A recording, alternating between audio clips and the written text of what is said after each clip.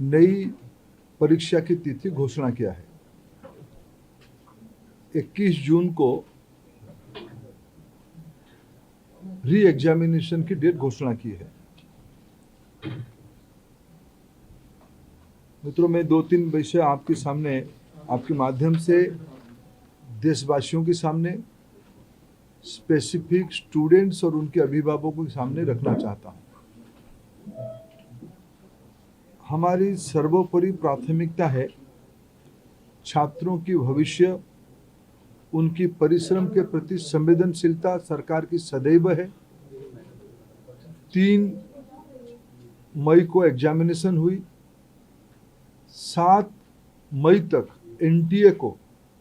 NTA की grievance रिड्यूसल system पे कहीं से आपत्ति आई। गेस्ट पेपर में ऐसे कुछ प्रश्न आए हैं जो इस बार की क्वेश्चन सेट्स में था।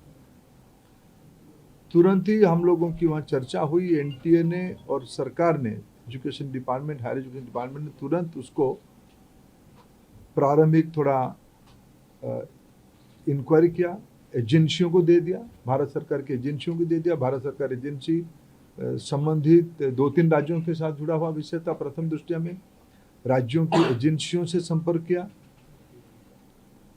और 12 तारीख तक, यानी 8 को सुबह प्रक्रिया एक प्रकार से 7 रात को शुरू हुई, 8 को ही शुरू हुई।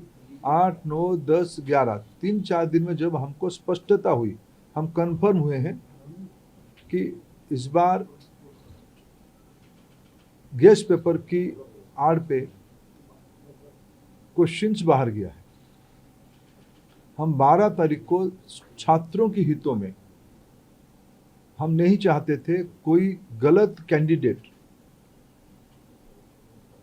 एजुकेशन माफियाओं के षड्यंत्र से कोई भी सही छात्र की अधिकार वंचित हो जाए। इसीलिए हम बड़ी जिम्मेवारी के साथ, हमने कहा था हम जीरो टॉलरेंस की अप्रोच में चलते हैं। हमने पिछले बार जो विसंगति आई उसमें जो हमने राधाकृष्णन कमेटी गठन हुई थी, पिछले 25 और 26 दोनों साल हमने राधाकृष्णन कमेटी को शब्दशः इम्प्लीमेंट किया।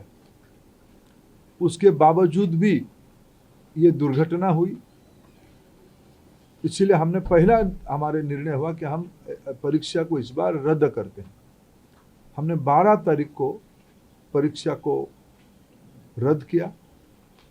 स्वाभाविक देश में और विशेष करके स्टूडेंट्स में उसको लेके 2 प्रकार के मत आए। हम दोनों प्रकार के मतों को स्वीकार करते हैं। हम अपना दायित्व उसको मानते हैं, उसको कैसे समाधान की रास्ता निकाले। और आज हमने